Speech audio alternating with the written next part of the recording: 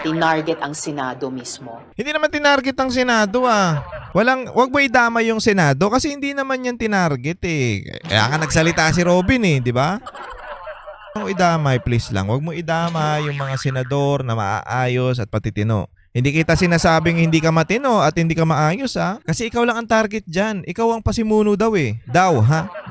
Di umano. Sabi ni alias rin eh. Ikaw daw ang pasimuno ng panggigipit kay Pastor Kibuloy at doon sa KOJC. Biruin mo naman. Pati naman, kaya nga si Pastor sumuko na kasi nakikita niya yung mga member niya na nahihirapan na. At syempre, mahal na yung mga mahal niya na mga member niya eh. Ngayon, nakikita niya na nahihirapan kaya sumuko na siya para yung mga member niya ay hindi na mahirap. Malalaman natin, hindi lang pala si Pastor ang punteriya mo, pati yung mga member, pati yung KOJC mismo, gusto nyong dalihin, di umano.